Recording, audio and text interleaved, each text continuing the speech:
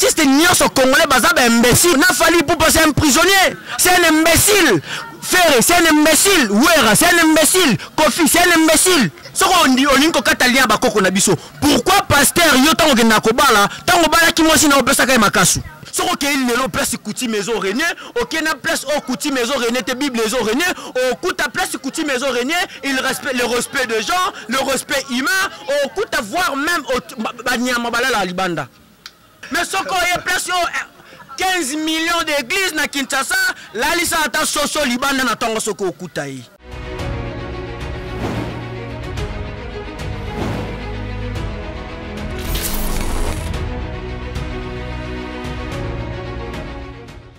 Bonjour, bonsoir très chers internautes, ça dépend de là où vous nous recevez.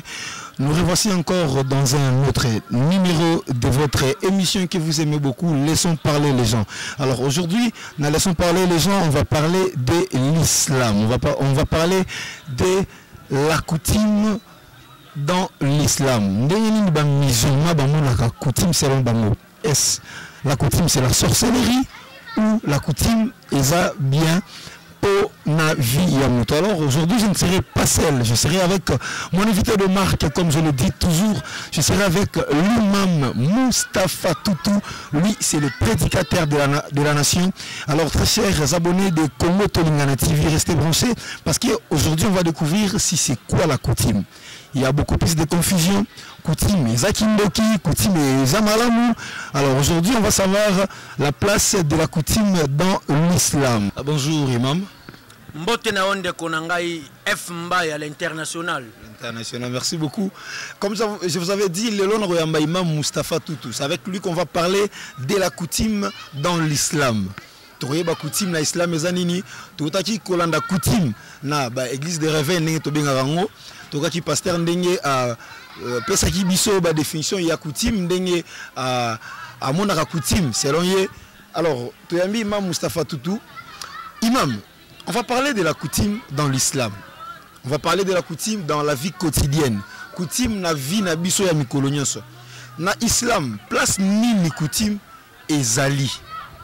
Merci beaucoup F Maya. Omoni problème ezos à la wapi. Problème normalement ezos à la koyeba na no coutume yango moko ezali nini.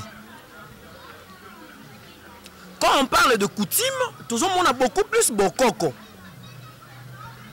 Bokoko ezali nini. Quand tu entends parler de bokoko, il ne faut pas battre la allusion que bokoko ezali pouvoir noir moko boye. Diable moko boye na maseki asimba likonga mosane ko sala batu mabe. Non. Tant tu comprends directement que bokoko ezali une culture bantou na Afrique, to culture ya Congo. Parce que là si on zo mona lelo ezala biblique, ezala coranique, et la science, oh, ils ont régné dans Mokili, motonde à boti yango. Ce n'est pas la science n'est enseignée moto, c'est motonde à tangi si science. Science ou anande to bengi yango bokoko. Bokoko ezali nini na forme oh peut-être ceux qui dans le bil lelo bato bako comprendre facilement.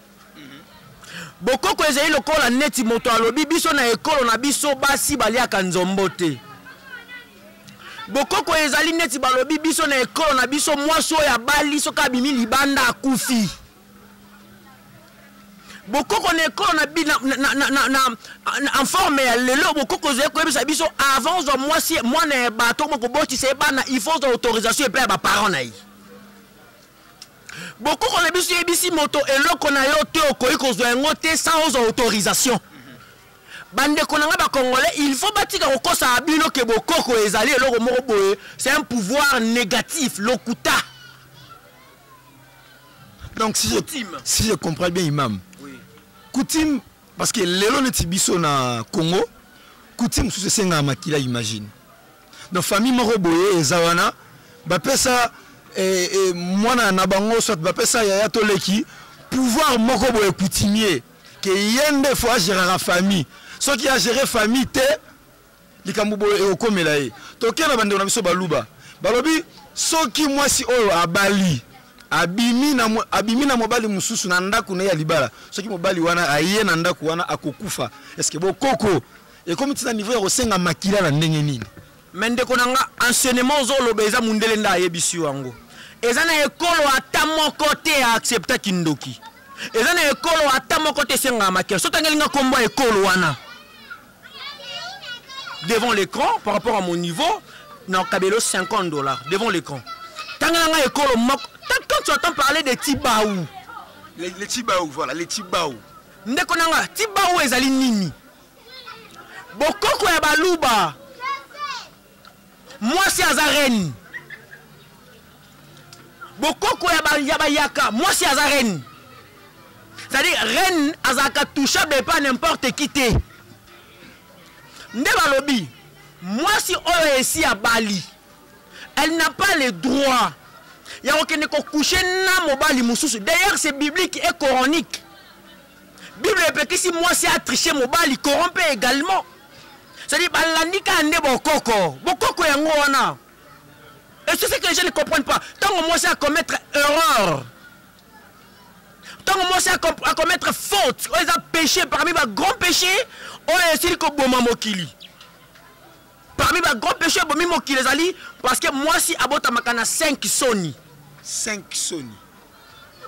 ok à chaque fois zokola 4 soni ekufaka akola kana soni moko ti akendaka na yango na kimobange pe azongi na yango na mabele soni ya liboso oyo ekweyaka na nzoto ya mwasi ezali ntango mwana mwasi akoma akobima mabele c'est-à-dire ayokela yango lisusu soni te oke esombela yango soutien ayokela yango lisusu soni te donc ezotala bato baotala mais au départ ntango bandeki kobima saka na mo honte moko boye voilà ezali lokola ata mwana mobali ntango awa ekomaka ye makasi mwa honte moko boye mais mingi ezalaka mpe abasi ti ntango ekobima bien soni esili ya liboso ya mibale soki aregle azala su na soni te okende obeta masolo ya bande hygiénique n'importe où chez n'importe qui troisième soni ezali mokolo oyo bakolongola ye bilamba epai ya mobali na ye ndeza mokolo oyo ekoma continuel mokolo oyo bakolongola ye bilamba badevierge ye nde troisième soni ekwei siko quatrième soni ezalaka nini quatrième soni ezali soki mwasi akombi zeme akei kobota azala lisusu na soni te abimisa libele na ye devant n'importe qui mais moi son aboti te eza pasi alakisa n'importe qui libele c'est-à-dire 4 soni esuki wana siko soki mwasi 5e soni nde coutume Tibaou yango wana le vrai coutume de nos aïeux le vrai coutume de nos ancêtres c'est coranique et biblique Imam Moustapha Tutu mwasi akoki na soko masuka 5e soni akobatela mokolo mwasi akotika ndako na ya libala po akine komana mobali libanda 5e soni esili mwasi akomi tiel akomi ndumba c'est-à-dire il faut oza mobali liboso ya koyekola kiso bolumbu mais soki mwasi abateli ndako na ya libala abimi libanda te nde mwasi na tobengi reine nde pouvoir ya Tibaou ezo reine likolo na ye au cas où commettre erreur soni nyonso esili Dieu de nos aïeux va la frapper dibisaka kindoki ezai wapi donc apparemment nzambe pe ayebi coutume Imam Moustapha apparemment tu reconnais la coutume alors qui a créé la coutume? Toi, tu penses qui a créé la coutume? Tu penses que la coutume est outil? Non. La première créature, selon la Bible, c'est Adam. Oui. Bisota outil na mabele. Adam qui a enseigné à Adam? Personne. Et bimi kati na ye na entangisi ba na Adam. Personne. Et bimi kati na bango. Bango ne ba libiso science. Ne wana coutume. Est-ce que non, kobomeza mabe, isa coutume. Koyiba eloko ya moto soko ke lelo place coutume ezo régner okena place au coutume ezo régner te Bible ezo régner okuta place coutume ezo régner il respecte le respect de gens le respect humain okuta voir même banyama balala libanda eloko ya moto na simba te eloko ya moto na oyiba te est-ce que vous comprenez ngai mais soko ya place 15 millions d'églises na Kinshasa, la liste ata soso libanda na tongo soko okuta yi. Et ça parce que tu boy coutume, tu as adopté Bible. Bible c'est quoi d'abord la Bible? Motonioso oya atanga Bible, il prépare sa place dans la prison. Oh là là, oh là là. Mais ça c'est déjà un problème. C'est déjà un problème. La Bible, il prépare sa place dans la prison. Ben non. Biso batei biso na bandeko nyonso bazola na biso ke il faut que kamaloba oza na Bible apona kozabo mo ya seko, n'est-ce pas? Aya komi soko tangi Bible prison imam ozo compliqué ba balandi bazola na biso. Comment est-ce que Bible comme même na prison? Na 1414e siècle, il y avait un garçon blanc, Azaki na nationalité portugaise. La personne en question au nom de Diego, au nom de Jean-Jacques Charles, son vrai nom, Diego Kao. C'est lui qui a christianisé Congolais. Avant 14e siècle, on a vu ce vivre. Babandeko lia, bandeko mela, babaki kindokite, kimoibite, kindumbate. Et le 14e siècle, chez eux en Europe n'a pas pu rééduquer le peuple européen. Le peuple européen a une musique qui a salité. Nous avons une musique éducative.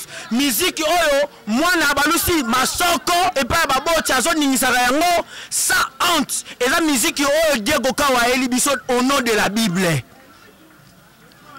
Talaba chanson coutumière, talaba chanson moderne. Oh, écoute, il y a une très grande différence. Et si quand Zambazo m'a belé à Kosala, et si quand Pekisa Bangelou Baleka, Yebangelou Baleka, si on a ma bolongo, Yemoga, si on a ma bolongo, n'a fallu pour passer un prisonnier. C'est un imbécile. Ferré, c'est un imbécile. Ouera, c'est un imbécile. Kofi, c'est un imbécile. Je te dis. Tout artiste nios au Congolais bazab imbécile. Entre autres, avec moi-même imam, je suis imbécile.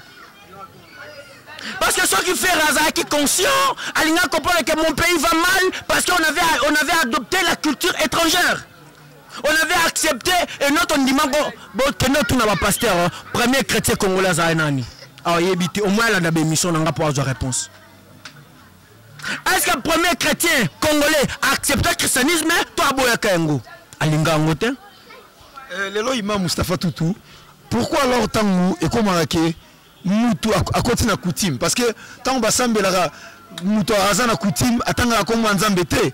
Oga atanga koko na yemoroboe parce que chez nous et comment otanga Diego Kao, otanga mama Kimpamvita. Dans la coutume on ne parle pas de Dieu. Non seulement ça na ba église na biso lelo. Ba comment ton catalien ya ba coutume na biso ya famille. Mais zoba te. Imbécile. Nous sommes dans l'imbécilité totale, mon frère. C'est l'imbécilité. Non, au catalien comment? Pourquoi pasteur yo tango na kobala, tango bala ki mwasi na opesa ka makasu? Bala ka coutumièrement, yo pasteur, ozo bala coutumièrement, si mo ken église lobi to katabali a coutume, oza zoba to za maili. Yo mon pasteur, ozo bala coutumièrement, mais une église au lobby, toka tabalia coutume. Oza zobo zabail parce que ba pasteur igno sur elelo. Baza ba imbécile. Tu n'as pas pourquoi? Pourquoi? Parce que Bazali kosa la continuité à Jean-Jacques Charles. Motonio sa kosa la continuité à enseignement à mondial na mboka o na perdition totale.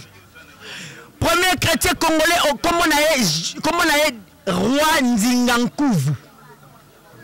Roi Ndingankuvu avait accepté, avait donné l'autorisation, la personnalité juridique dans l'église catholique. Et ils ont placé Namboka sous les effets alcooliques. Nous connaissons l'histoire en 1488. Bamelisi Diego, Bamelisi Roi Masanga, n'a pas acquitté une personnalité juridique, mais en étant conscient, à travers qu'on y met un tabenga tangonini, à bengi angabi o ezali porte d'entrée, il y a domination. Tu connais qu'on y met un te bosé la personne Nzambe morobo comme Jésus, biso to sambela ka nenkungu. Nekalunga Nembumba, l'omniscient, l'omnipotent et l'omniprésent. C'est ça, Nzambe Amon a raté. Nzambe Baby forme n'a été. Mais bah Mindele, bah Jean-Jacques Charles, bah Nicolas Labisso Nzambe Moroboe, bah Henri Montor Stalin, bah Libisso Nzambe Moroboe, à la Taranzambala, avec Abotamaki na Sea Makolo ya Mwasi, Babaka Kene Kuluzo, Akufa Pona Bomo Yabato, et c'est quoi? Nzoka avant Nzambe, tant Nzambe Ana Akufa, ma essayer de multiplier les kata Restez branchés, continuez de nous envoyer vos messages, continuez de vous abonner, vous ne serez jamais déçus. Ezalaki, émission Nabiso Yalelo, pour finir avec l'imam Moustapha Toutou. Juste mot de la fin, Nanga Ezali, peuple congolais, comprendre a été avant d'arriver à Bible, to vivaki, avant d'arriver à christianisme, to vivaki. Vu to perdaki, ba qualité coutumière nabiso, voilà aujourd'hui peuple congolais a malheureux. Voilà aujourd'hui biso nyoso, Léopold Détang azoti na ba missionnaire blanc, to yebi ni na pesa ke bon comme message pour na ko christianiser, ko dominer, ko piller, ko tuer Afrique. Bande ko ngai ba ko sabinote, coutume ezali magité, coutume ezali bonzambe ya solo. Ce qui to zongi na coutume Islam est pesi place ya coutume. Islam est bisibiso. Ya ayuha nasu taqu rabbakum alladhi khalaqakum min nafsin wahida wa khalaqa minha zawjaha wa batha minhuma rijalan kathira wa nisaa wattaqullaha alladhi tasaaluna bihi wal arham inna Allaha kana alaykum raqiba. Islam est bisibiso. Bobanga nzambo akilibino ko utala zoto moko ya Adam. Après Adam keli mwasi na mobale abimisi basi ebele na mibale ebele na kati ya mukili. Bobanga nzambe wana wazali ko observer likolo na bino oya ko tuna kabino na mokolo suka concernant les coutumiers, concernant les familiales. Ce que vous avez les familiales, il y a des relations divines. Ce que vous avez les coutumiers, c'est la vérité. L'islam a été venu pour éclairer la vérité, défendre la vérité et les droits humains. Je vous dis et je vous remercie. Merci beaucoup, Imam Moustapha Toutou, d'avoir répondu à notre invitation. Alors, quant à moi, je vais vous laisser déjà. Je remercie le réalisateur John Makula qui a été avec nous, qui était derrière la caméra. Je remercie Master, je remercie le cordon Patrick Kassongo 2 pour le Paris. Je remercie le DG Boniface Kitenge, Laurence Madiba Priganambaya. Restez branchés. Bon message, bon bye.